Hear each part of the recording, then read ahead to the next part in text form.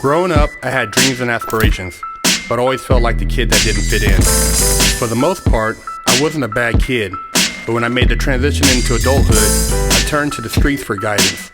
This led to getting locked up in juvenile hall, doing time in CYA, and eventually a 120-month sentence in federal prison.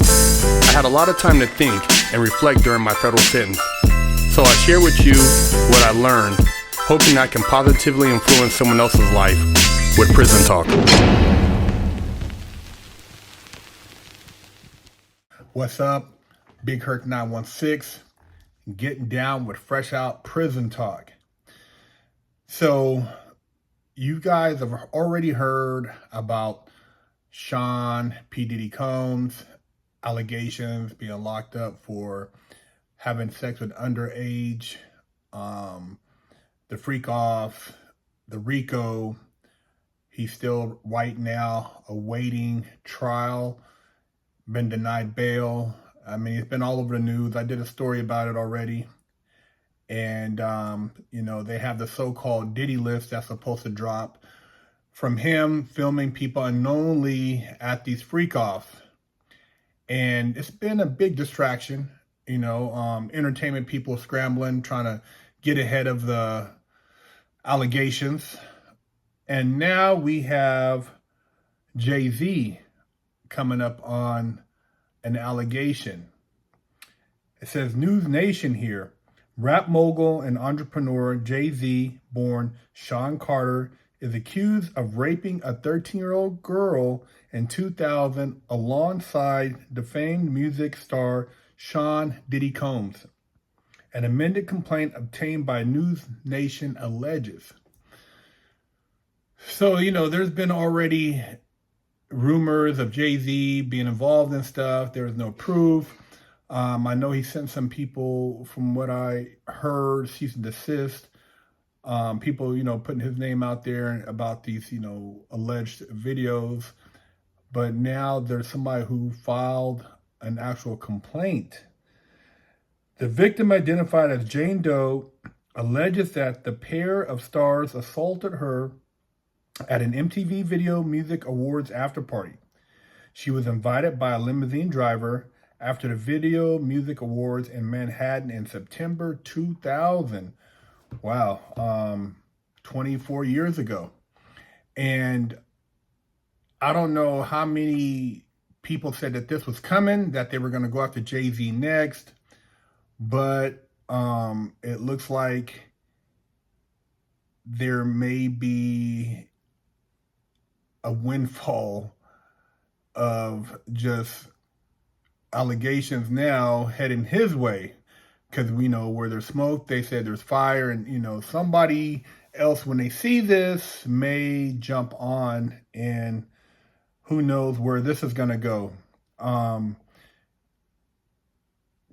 find it interesting that there's this big focus on the hip hop industry with these guys who they're, been involved in these parties and just these escapades and different things. All of a sudden,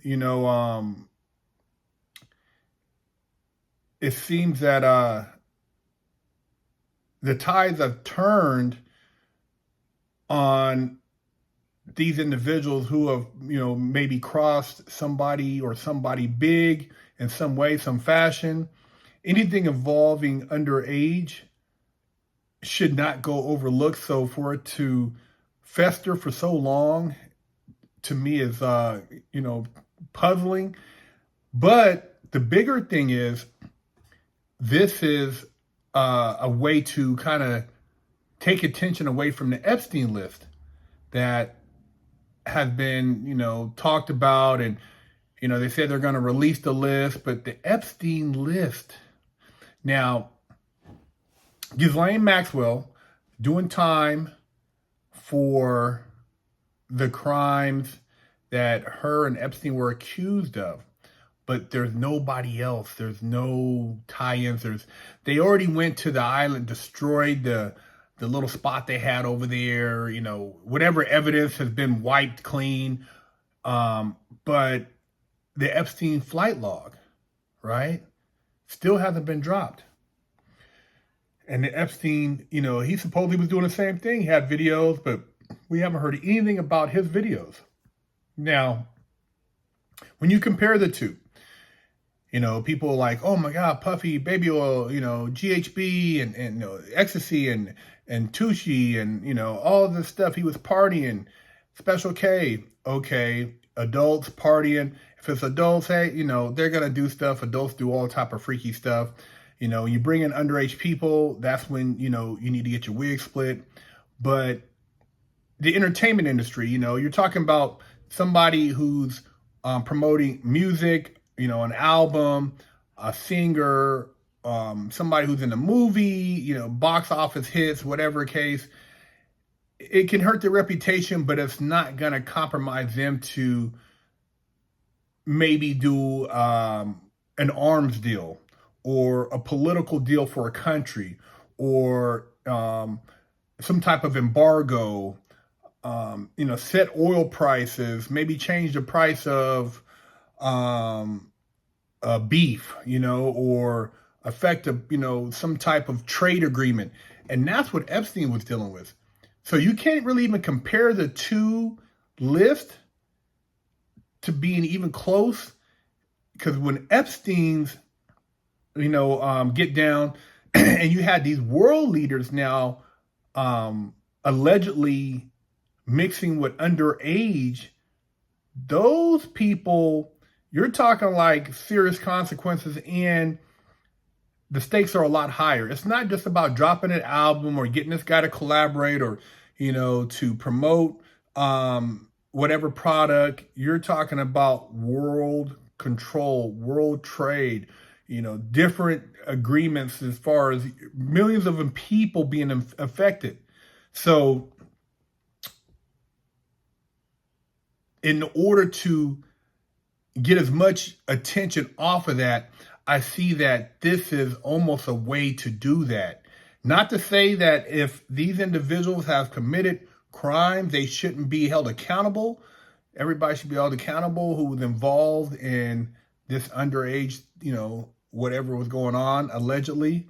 But it's not comparable to the people who were involved in Epstein. You're talking about professors, you're talking about scientists, you're talking about people who are in office, individuals who, it would affect political careers. And with, us about to end 2024, 2025, depending on what this next administration is going to do with a lot of this stuff, they're talking about releasing the JFK files, the Epstein list, a lot of the things about, things that happened here not too long ago with the truth coming out. People are scrambling and they got to keep us looking in another direction. So let me know what you think. If you think this is another distraction to turn attention away from people talking about the Epstein list that's supposed to be dropped by the next administration, allegedly, or, is these individuals in the crosshairs of some people who now want whatever they built up for them. They could have used these individuals, Jay-Z, Puffy, to build up businesses, and now they want to take them from them. It's nothing new. They came and took Black Wall Street. So who's to say that they didn't use these moguls, these successful business people, not to say they weren't involved in whatever they were allegedly involved in. I'm not trying to make excuses, but a master move would be to have individuals you give the appearance of power to, let them build up a certain amount of wealth, and then you snatch it.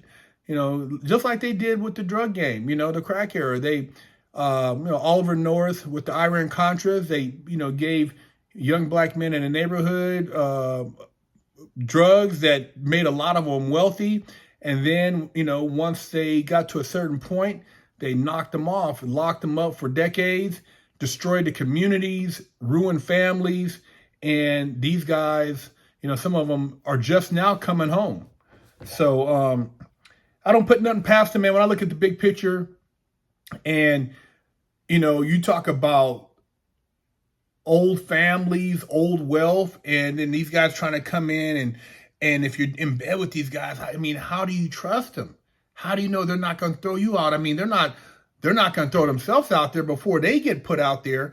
They're going to throw somebody who's expendable. On top of it, one thing, I've always been fascinated with when I hear about guys from certain projects, certain neighborhoods, and they got locked up in their early 20s, maybe 24, 25, maybe they made it to 26, and they was making a ton of money.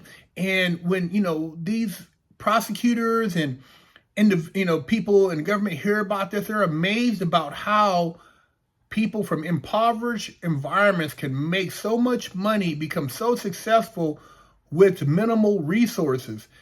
And so if you want to be, just say, diabolical, you try to figure out how you can pick individuals from those environments and use them to financially further your family's legacy. And then when they no longer hold any value to you, you discard them. And if you know that you have something that these guys are, in the background, and a lot of times they won't even let you get to a certain level unless they have something on you that they can expose you with. That's how they control people. That you wonder why a guy sells his, why would somebody sell their masters if they're not broke? Why would you sell your masters? Okay, 100 million. But if you're making, 10 million a year, 15 million, why would you sell your masters? You give that to your kids and to your grandkids. Why would you sell them? You ever think about that? These guys that have these big businesses and they sell their liquor companies or their whatever companies, why do they do that? When these rich people, they don't sell shit. They pass that shit on to their grandkids, to their great grandkids. They pass their islands and their yachts and they put them in trust, and they don't sell shit. But if you notice, like a lot of these people, when they reach a certain point, oh, so-and-so sold his masters. Oh, so-and-so sold his network and blah, blah. You're like, so he built all that up to give it away? It makes no sense to me. Makes no sense, man. It says, court documents also accuse Jay-Z of being present during many such instances. He believes he is above the law. He is not, the filings reads. His close friend, Sean Carter, has been with Combs during many such instances described herein. Both perpetrators must face justice. The suit also accuses Jay-Z of orchestrating a conspiracy of harassment, bullying, intimidation against plaintiffs' lawyers, their families, employees, and former associates in an attempt to silence plaintiff from naming Jay-Z herein. Yeah, these guys, they're, playing big boy games, man. And, for everything they have on you, you better have on them. That's how they get out, man. They have people who are, they're operating shadows. That's all I can say. They operate in shadows, and when they get what they need, that's when usually they say, okay, I got it. You can go ahead and blow them out the water. So who knows, like I said, what they found now or got a hold of that they were waiting to move on this. But we'll see if there's a fire sale of different things that are now going to go to somebody who's been wanting whatever assets this man has, whatever properties or, valuable, things that he's built up. Because a lot of these times these people are like, why should we build it up? Let them build it and we'll just take it. We'll just take it from them. So, Big Herc 916, Prison Talk, fresh out. Share the channel, leave a comment. Let me know what you think.